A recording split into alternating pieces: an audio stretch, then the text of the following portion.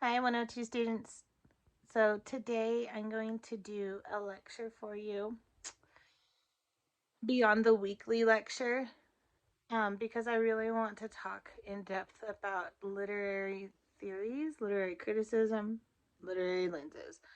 All three of those things mean the same thing. I want to say this is going to be short, quick, and it's not really, I don't think. So I apologize in advance. Feel free to pause when you need to and come back to it, okay? Because I know what it's like to have things where you're just like, I'm trying to watch this video and things keep interrupting it. So just so you know, this could potentially be kind of long. It's a mini lecture that I want to give you guys today. So we're coming up on literary theory and the different areas of literary theory, the different lenses. And I want you to think of this first. When we look at a story, let's say a news or headline, the headline is there to get our attention, correct? But sometimes we get one view from the headline and then we read the article or we listen to the news story and it's something very different. Or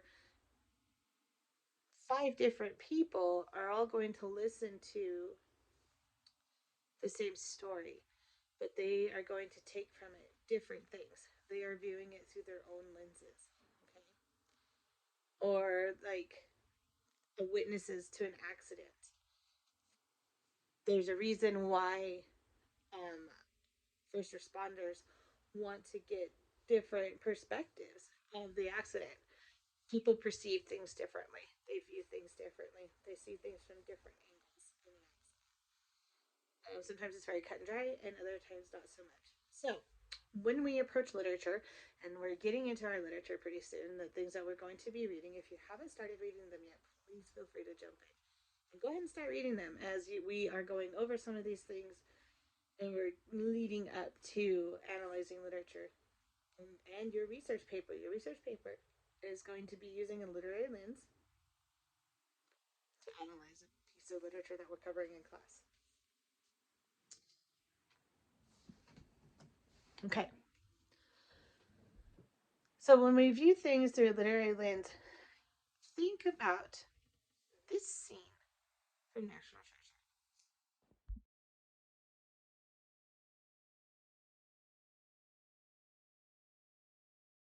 So those glasses are pretty crazy, right? Like depending on what lenses you put down, the ones you pick up, you're going to see different things. So they're talking about a theoretically hidden treasure, but we can apply that. We can apply hidden treasure metaphor to literature, right? Okay, so let me introduce you to a friend that both made me want to cry, but also saved my skin a lot while I was working on my degree. Literary theory and anthology. It's very concise. But this saved my skin because I had a lot of different examples of essays of people who fall under different literary lenses. So let's talk real quick about the different types of literary lenses. Or you'll hear them as literary lenses, literary criticisms, or literary theories. So a lot of times they're mostly called literary criticisms. And when we think about criticism, we have a really like negative connotation with that, right? So like, hey, can I give you some constructive criticism? It's not always nice. Actually, it really is because over time we have made that word have a negative connotation. But when we're critiquing something, we're looking at it and we're trying to see all the little nuances and stuff and trying to see how it will fit into these certain things. And so when we're criticizing literature, we're writing a literary critique, reviewing it through a literary criticism. We are looking at it very critically. Okay, so we're not going to be mean, but we're using like critical thinking and we're thinking very critically about the different ways of how things are going to fit together.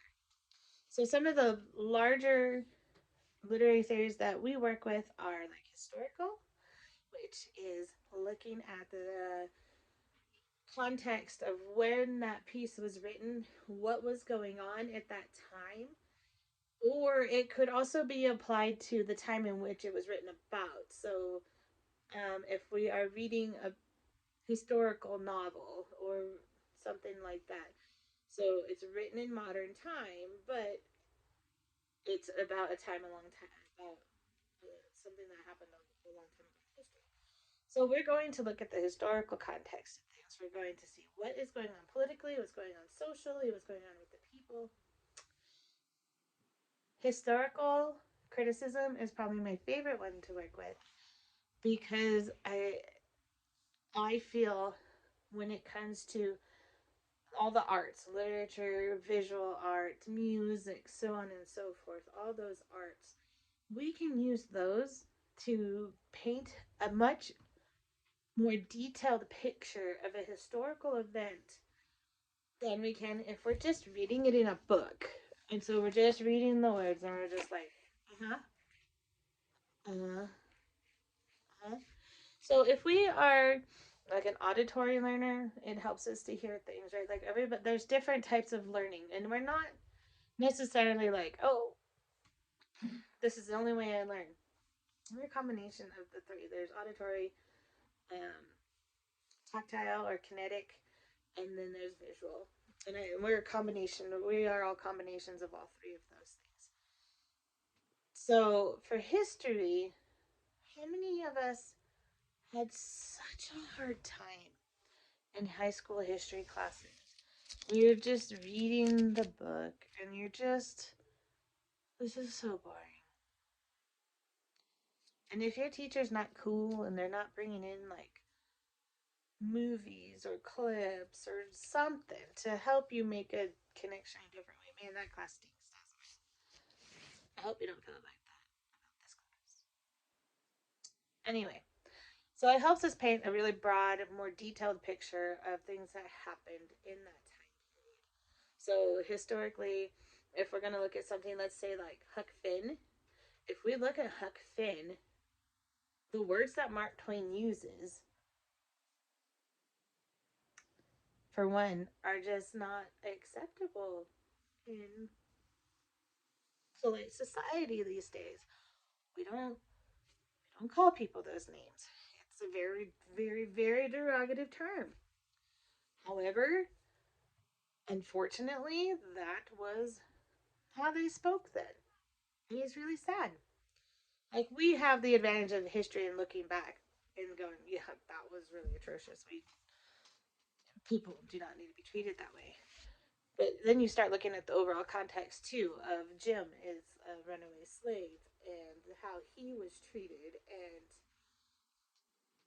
and also the way that they spoke. So like historically those are things that we're going to look for. What's going on? What's going on at that time? Why did these people do that? If we want to look at something like the Declaration of Independence, for example, and view that through a historical lens, obviously it's a historical document, right? Which, by the way, if you are quoting a well known historical document, you do not have to cite that like author and page because it's the Declaration. It's mostly this Constitution. It's historical documents. So if we look at the Declaration of Independence and we look at it and we view that through the historical lens, I mean it's pretty cut and dry. Hey, King George, we've had enough. We're done. We're breaking up with you, buddy. Peace out. Okay, so historical, I love historical because it's a lot of fun because you can really dig into it and see why the author approached it that way and what was going on to make them write about that. Another really fun one is psychological literary thing, criticism. So if we look at something like As I Lay Dying, if you've ever read the book or if you've seen the movie, that is heavily psychological. They are looking at the author is looking at how these people each handle grief differently because everybody handles grief differently. They're grieving differently. They're talking about the death of their mother, and it's rough, and it is very psychological, and it gets into your head. It gets into your head. So psychological can be applied in two ways. So you're looking at the psychological part of the characters, or maybe it's written to mess with you. So those are some really fun ways that you can look into psychological. Marxism, this one also is really fun to weave into historical and work those two parallel. But you can also work it with psychological. So Marxist literary criticism is looking at specifically class, upper, middle, lower class, and how the characters do what they do because they are of whatever class level. I think deconstructionist can be probably the funnest if you understand it. Deconstructionist can be so hard.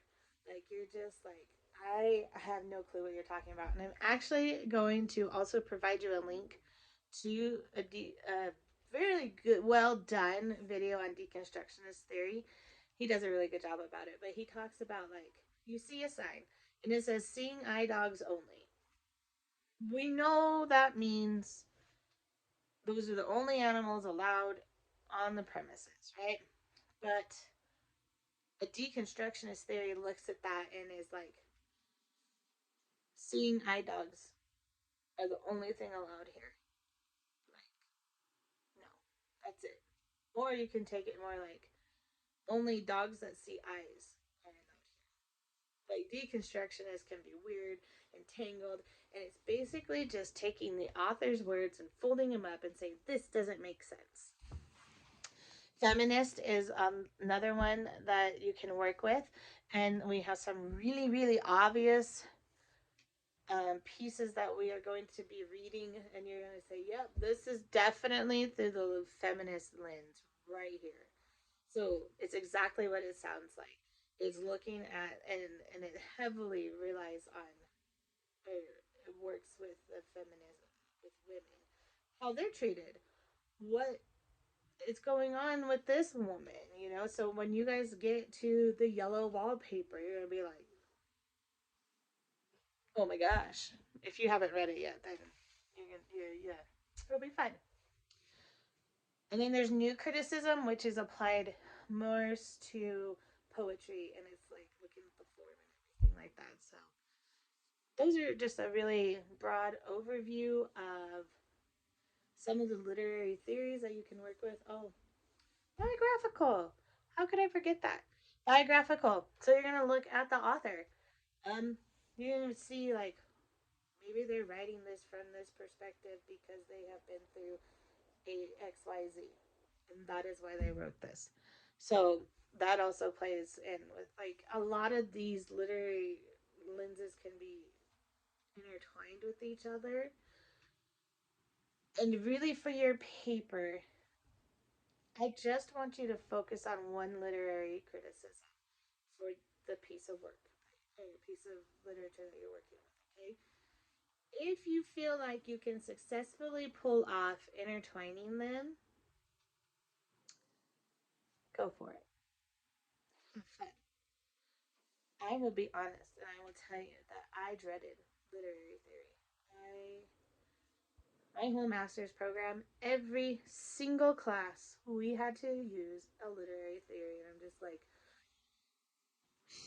this is enough. Why can't I just read something and enjoy it for that?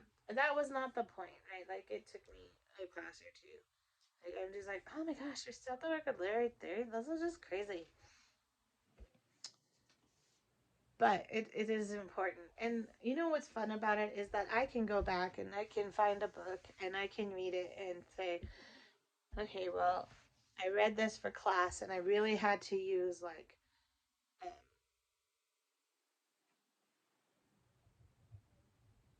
gosh, what's it called? Close reading, which is like really reading it, like taking notes on everything. and then and analyzing it through a particular lens or two or three.